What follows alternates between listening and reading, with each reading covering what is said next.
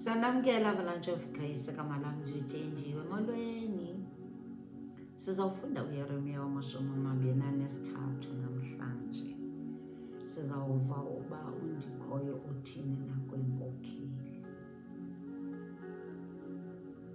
Uthi ivesi yokuqala iheading ukumkani olilungisa. Ivesi yokuqala mawo kubo abelusi abatshabalalisa imihlambi yedlelo la. Lowo umlomo kaNdikhoyo utsho ke ngoko uNdikhoyo onguThixo kaIsrayeli wabo belusi ukuthi ngenxa yokuba imihlambi yam niyichitha-chithe nayithi anayikhathalela ndiza kunohlwaya ngenxa yobubi enibenzileyo. Lowo umlomo kaNdikhoyo andithi ngabaprofeti ebebelahlekisa abantu. Athi uYeremiya othunyiwe xa ezisa nayiphina isilumkiso ebabeka endleleni ukuthi sanukwenza kanjena, yenzani kanjena, bona bambethe bemzona ngoba ethunyiwe nguYehova. Bonke engafuna nayo ifemeli yakhe. Ngoku uYehova uthi aba bantu aba kukho aba bebemamela, bebeprofeta bemamela into evela kuBhaali, ivela kweza household wickedness zabo, bexoka bathi bayive ngoYehova kanti uYehova akathethanga ngabo, belahlekisa abantu ke ngoku beselwa bodwa. Basiyakhumbula kakuhle khona lapho bebeselwa bodwa abantu bakaThixo, dehlebana kunje beselwa bodwa, bebeliswa intoni, bebeliswa nguBhaali. Abantu abaninzi ke ngoku basengxakini ngenxa yantoni, yezazithixo zoBhaali zilahlekisa abantu, nangenxa yezankokheli ebezisenza njani, ebeziprofeta bemamela izithixo zabo. Bazogwetywa ke if senabantu abanjalo thina, njengoba le Bhayibhile ithetha nathi ngoku, into efuneka ukuguquka ngoku, ufuneka uguquke ngoku, siguquke qha. Abe sisithi sesikhomba bathi ndiyi-false prophet, thola uThixo ungene ekamereni yakho, ungene kwi-altare yakho, uguquke ukwenzela ukuthi usizova ngoYehova, uzova ngoYehova, ungazova ngezithixo.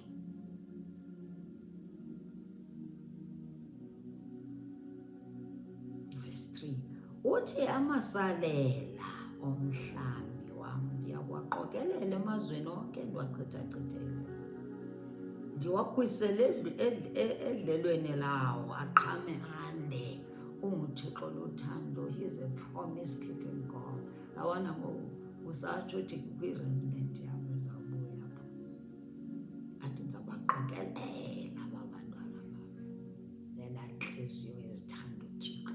Khathalisekile noba ukweyiphi ingxaki, utsala nzima kunje nakunje uyi-remnant, uthanda uYesu, uhlala ungasuki, ulisalela kwelo khaya, kuloo family.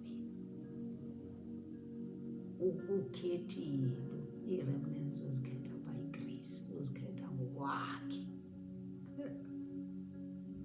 Athi lo uzawumela le family, uzothandaza, akuzuba lula, uzawuba zininzi, uzawuba nomthwalo, uzawuba nezotho, uzawubethwa, uzawulahlwa nayifemeli yakhe, kodwa uzuhlalele loo nto kanye, uhlalele loo nto kanye ezinyaweni zikaYesu. 4 abantu bam ndiza kubanika uthanda abantu bakhe uYehova. Kufuneka ukuthi uhleli nje wazi ukuthi uYehova uyakuthanda. If awukakameditheyithi okanye ungekaboni uthando lukaThixo empilweni yakho, usadlala, bona uthando lwakhe. God is love, Thixo luthando. Uthi verse 4 uthi aba bantu ndiza kubanika abelusi abaza kubalondoloza, abayokube babe naxhala nanxunguphalo, kungayi kube sabakho bani olahlekayo kwakhona. Uthi abantwana bakhe abalahlekisiwe zenza false prophets. Uzabafunela inkokheli abelusi abazabalondoloza, abazawubakhathalela. Uthi sobaphinde babe namaxhala ngoba bebelahlekiswa, so baphinde banxunguphale. Bazabe benzeni? Bazabe bekhethwe nguThixo. Kufuneka sifunde uba grateful, xa unelusi wakho, inkokheli yakho ikufundisa ngeBhayibhile. Ngoba into echaza into yokuthi ezaa nkokheli eziyana bezingafundi ngeBhayibhile, abezingafundisi ngeBhayibhile, bezingaprofethi ngeBhayibhile. Be grateful. We must learn to be grateful. If ufundiswa ngento lapha eBhayibhile, ushunyayelwa ngento eseBhayibhile, inkokheli yakho uyithandaze ukuthi njengasuki, uyithandaze engasuswa, nawe ungabi misled, ungasasuki kuYehova wakho okukhethele ezo nkokheli ezintsha. You have to be grateful. Ku-end times,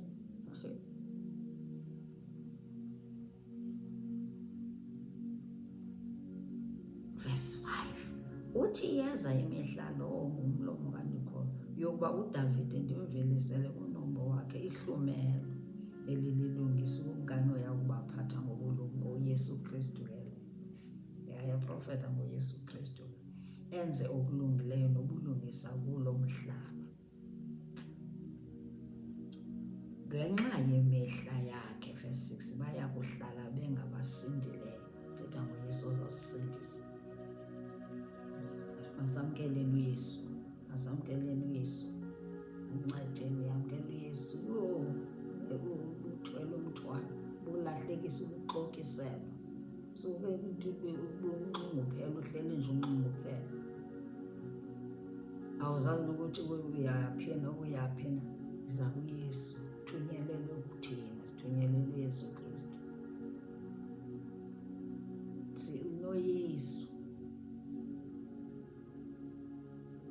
Uyatsho uthi abantu bakwaYuda nabakwaIsrayeli nakufika umsindisi onguYesu Kristu lazakhuseleka, igama lakhe lizawubizwa ngokuthi undikhoyo, ububulungisa bethu.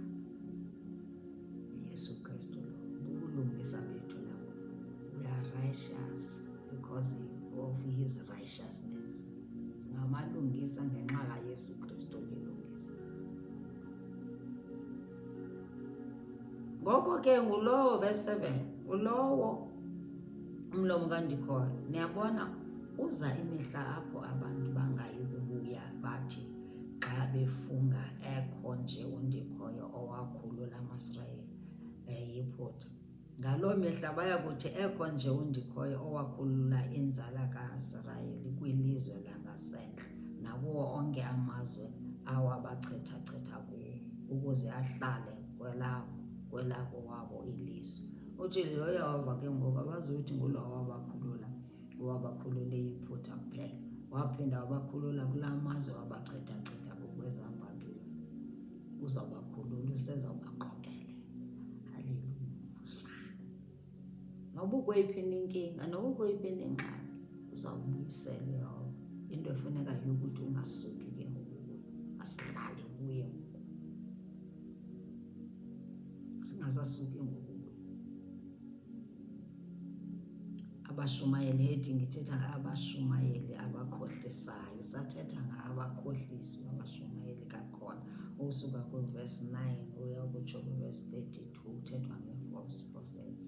uYehova ukhathazekile, funeka senje njani, siguquke, sirepente, sithi sixolise ukuba nathi siyabandanyeka, uba nathi sikhona apha kule ncwadi. Thina Africa, South Africa, funeka siguquke. Siye kwi-pride ukuthi heyi mna ndiva kuYehova, utsho uzazi ukuthi awuvi kuYehova. Guquka uthi ucela into ukuthi nje Yehova ufunde iBhayibhile wenzela into ukuthi uzokwenza into efunwa nguYehova.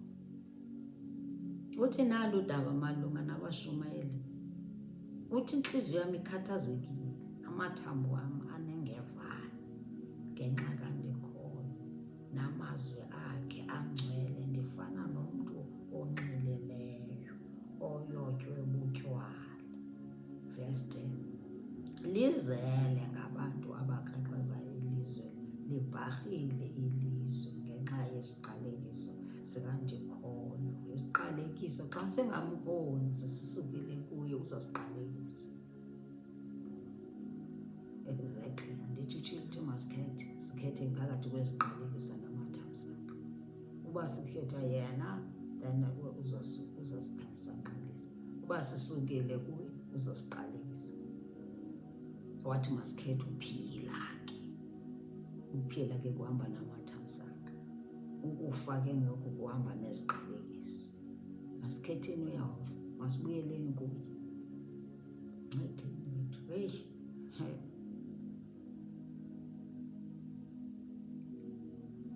Hamba izindlela ezigwenxa, bangamagorha okwenza okungalunganga. Verse 11, kwa abashumayeli nababingeleli abamhloneli uThixo, nasendlini yam ndibhaqa amanyundululu. Hey, lowo ngulongo kandikhoyo. Asiguqukeni. Kufuneka inguquko. Kufuneka sibuyele kule ncwadi. Noba mhlawumbi wakho wayifunda kudala, kufuneka uphinde ubuyele kuyo. Xa sesinkokheli sibuyele kuyo, kwenzela into ukuthi sixolise. Ngomntu ozothi uyajaja. Komntu ojaja umntu ngoku kufuneka senze ntoni ngoku? Kwi-end times kufuneka senze introspection. Sijonge wena. Ngoko loo ndlela yabo iza ethi, verse 12, ngoko loo ndlela yabo iza kuba mtyibilisi. Balahleke bawe emnyameni. Ndiza kubahlisela ishwangusha ngethuba lokohlwaya kwabo. Hey, lowo ngulongo kandikhoyo. Ezankokheli uthi uzosihlisela ishwangusha phezu kwabo, bazawutyibilika. Indlela yabo izawuba mtyibilisi. Basiliphe. Bazawutyibilika. Sitshelo ke sathi thina le yi-warning kuthi. Abaya babengasaboniswa kwakudala yonke bacinga. Verse 13, kubashumayeli baseSamariya ndibone into emanyumnyezi. Ndibone beshumayela ngoBhali. Belahlekisa abantu bam amaSirayeli. 14, kubashumayeli baseYerusalem ndibone eligqithileyo isikizi, bona ngabakrekrezi abaphila ngokuqoka.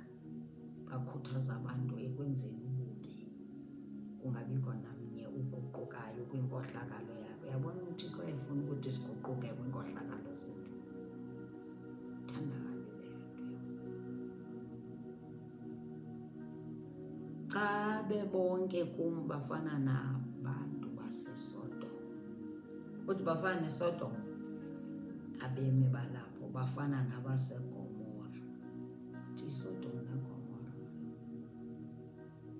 Siphila kuloo maxesha, izinto ezenzekayo siyazibona nathi.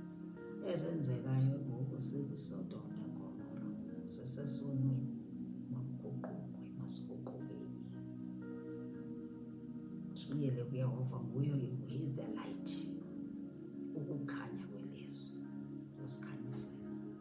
Azosikhohlisa, azobe sisikhohlisa sikhohliswa. Ke naku akuthethayo uSomandla onke undikhoyo ngokusindisele kubashumayeli baseYerusalem. Ndiza kubanika ukutya okukrakrayo. I-judgment kaloku.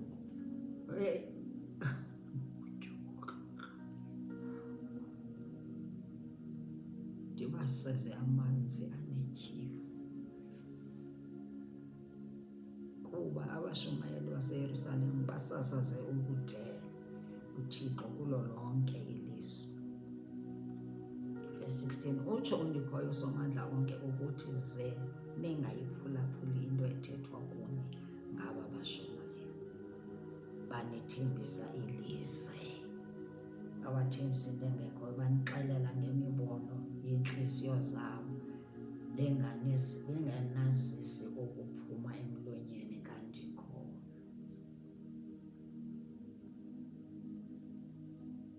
Kwabalidelayo ilizwe lam basoloko besithi makube luxolo kuni, kwabo baqaqadekileyo bathi anisoze nihlelwe buqu.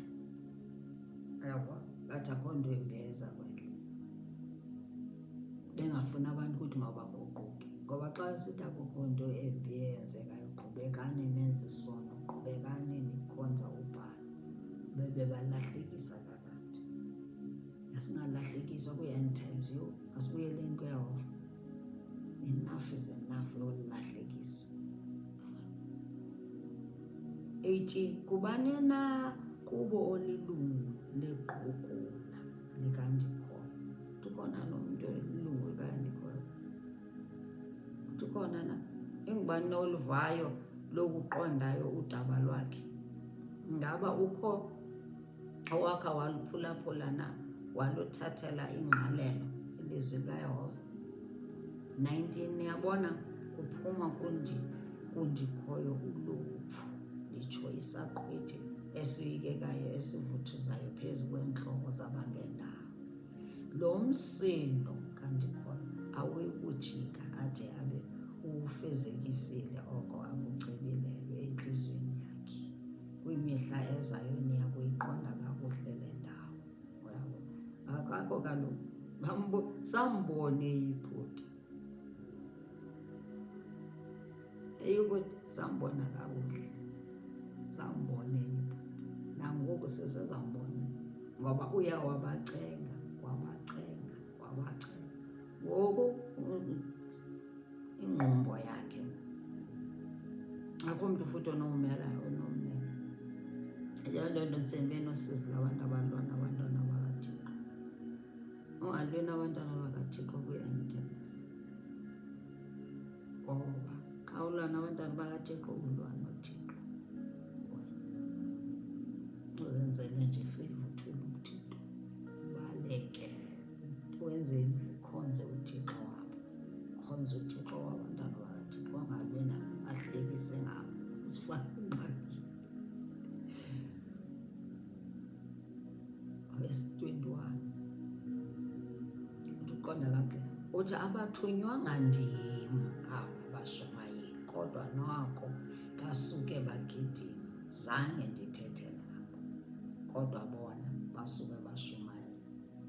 Ntsho njalo uYehova. 22 ukuba bebekho kwiqugula lam, ngeba wavakalisa amazwi am endawabhekisa ebantwini bam, ngeba bejikile kwindlela yabo, kwiindlela zabo ezimbi nakwizenzo zabo ezikhohlakeleyo, ngeba bejikile. Uba bebekho baxelele into ukuthi nenze into erongo. 23 ndinguThixo wakufuphi na, utsho umlomo kaNdikhoyo, ndingabi nguThixo wakude na? Ikhona na indawo efihlekileyo apho umntu angazimela khona ukuze ndingamboni na? Verse 24 khona ukuthi umntu ozakwenza apha angazobona khona lonko. Asindim nalowo ukho ngokupheleleyo ezulwini nasemhlabeni. Khona na into enqabele? Is there anything too hard for God? Ndikhona nento enqabeleyo? Ayikho. Lowo mlomo kaNdikhoyo nguye kaloku umdali wezulu nomhlaba.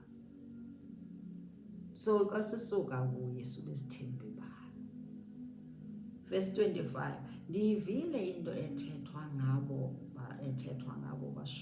bashumayela ubuxoki egameni lam, bathi ndiphuphe iphupha. Verse 26 kodwa kube nini na iqhubeka le nto eyenziwa abashumayela ubuxoki bevakalisa inkohliso yeengcinga zabo? 27 bacinga ukuba la maphupha bawachazayo ayakwenza ukuba bandilibale abantu bamna, baxele oyisemkhulu, abandilibalayo banqola ubhali. Utsho ukuxokiswa kwabantu bakhe izakwenza ukuthi abantu basuke nakuye. Yoba belahlekisa abantu bexoxa, besithi bathunywe nguye bengathunywanga nguye. Akasincede uThixo wabo sizibone xa senza into erongo. Verse 28, umshumayeli ongumchazi maphupha makatsho ukuba uchaza nje iphupha, kodwa lowo ushumayela evakalisa amazwi am makenje njalo ngentembeko. Ufunani umququ engqoloyi? Lo ngumlomo kaThixo. Verse 29, alinjengomlilo na ilizwi lawo, linjengehamile na, eyaphula ilitye njengenyengane. Lowo ngumlomo kaThixo, ilizwi lakhe lingumlilo. Ilizwi lakhe ume kulo ngoba lingumlilo, liyatshisa. Ilizwi lakhe liyatshisa, liyavuthulula ngomlilo. Ilizwi lakhe lihamile, liyaqhekeza. Njengoba umane ulisebenzisa nje liyaqhekeza. Njengoba umane ulisebenzisa elo lizwi lakhe liyatshisa, liyaqhekeza. Ezi zifo nezi ngxaki ojongene nazo xa sisebenzisa ilizwi lakhe ziyacutheka. Nangoku akusafani nakuqala. Andithi akusafani nakuqala nangoku. Njengoba uhamba noYesu nje uyakomeleza, akufundisa ukuthi ngoku uyabona ukuthi ngoku awusoyiki nto ngoku. Ngoba ngantoni? Uncamathele kuye kakhulu, so umkholwa nayo. Ngoba xa sikude kuye soze simkholwe, kuzawuba lula ukuthi sikhohliseke. Kuzawuba lula ukuthi sikhohliswe ngoba nathi sikude kuye. Sisi-targets. Why? Because sikude kuye. Yiyo loo nto ngoku nje abantu bexoxa.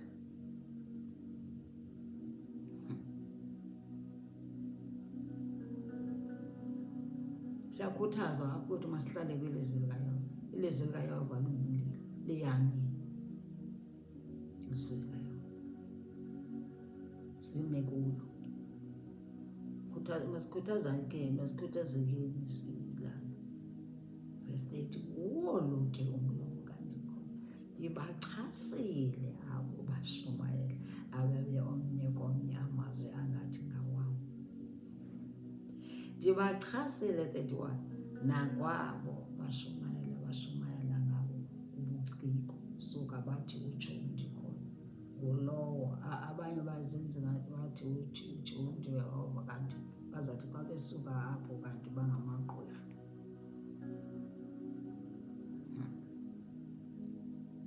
Bagqwirhi kodwa bathi bave ngoYesu kodwa bagqwirhi. Verse 32, zii-end times futhi ngoku uYehova masi-expose abantu. Nguwo lo umlomo kaNdikhona. Ngoba abantu sebelahlekiswe kakhulu, sesilahlekiswe kakhulu. Asisafuni ukuthi nje nabantwana bethu nabazukulwana bethu balahlekiswe. Mayiphela lapha kuthi le nto yolahlekiswa.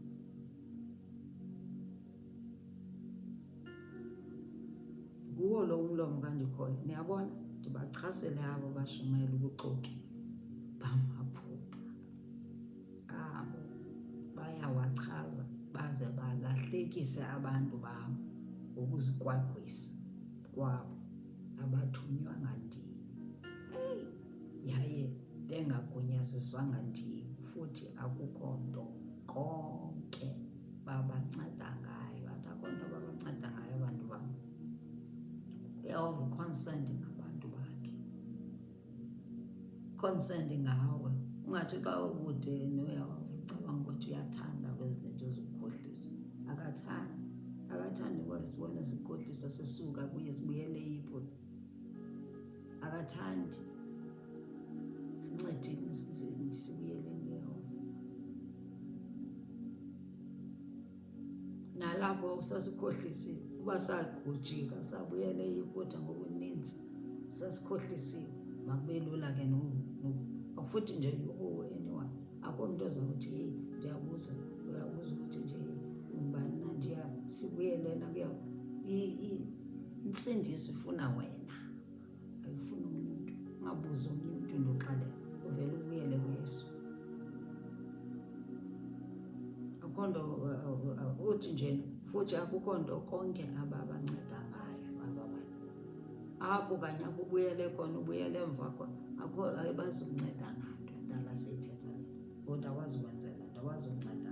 Badlala nje ngawo, badlala nje ngawe nangemali yakho, ngoba abanye babaleka besithi heyi imali inintsi elizwe ezicaweni, kanti nakweza andithi nakubhala imali yakhutshwa, iyabhakwa ezasuka nemali yakhutshwa. Kungcono kanjani ke xa sowuthatha imali yakho uyisa kwi-altar kaYesu Kristu, powerful altar kaJesus Kristu, akusoze kufane, kwayiguqula impilo yakho, zaba semandleni. Khuthaza kakhulu ukuthi ubuyele kuYesu, buyelani uYesu, asibuyele kuYesu Kristu.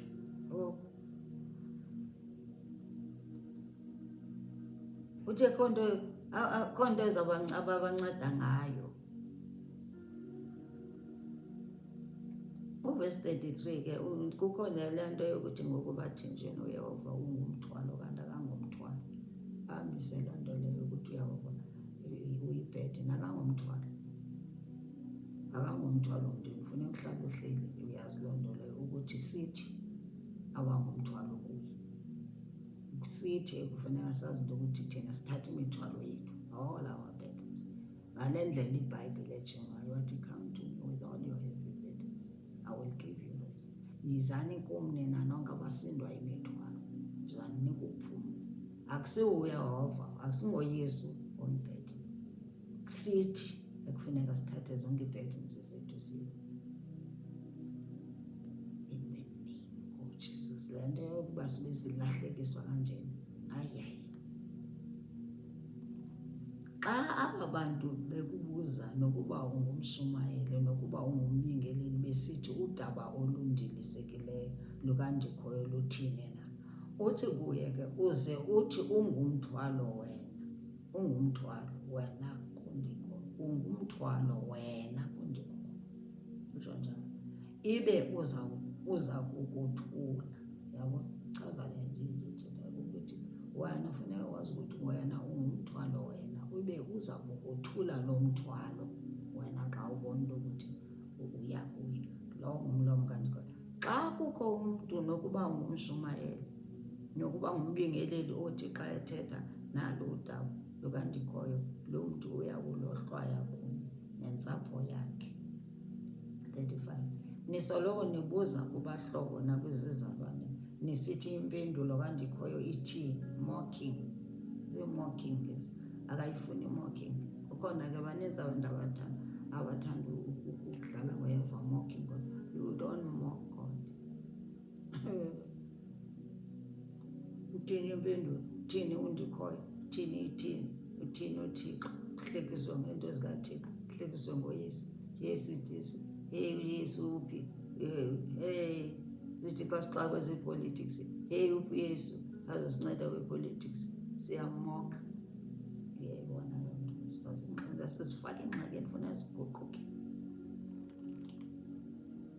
Verse 36, kambe maningabi sawasebenzisa amazwi athi nalo daba olundilisekileyo lukandikhoyo, kuba ilizwi lomntu ngamnye losuka libe ludaba olundilisekileyo lukandikhoyo kuye, abe ewagqwetha amazwi kaThixo, uThixo wethu ophilayo, undikhoyo usomandla onke.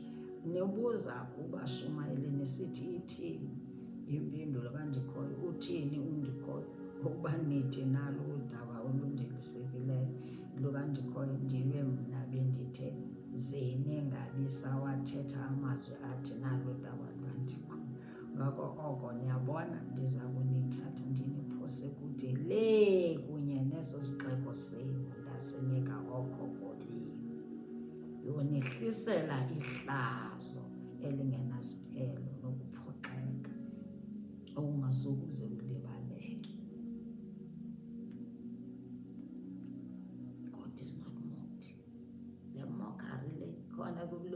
kwenziwa ijokes ngezinto zikaThixo. uSathane uvuya kanjani xa ujoba ngento zikaThixo?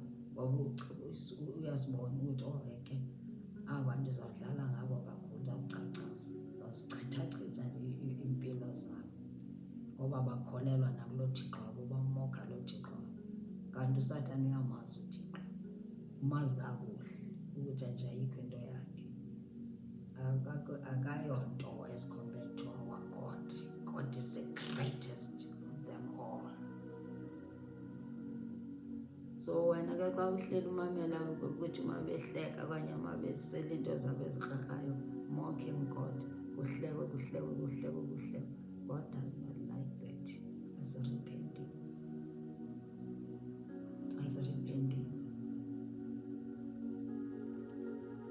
We-end times asirepenting. Asikhuzaneni.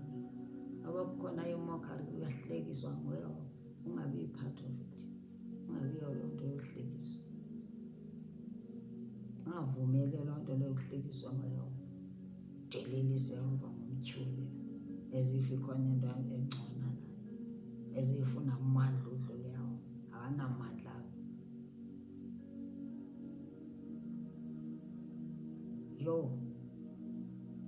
God is the greatest kubo bonke abaThixo.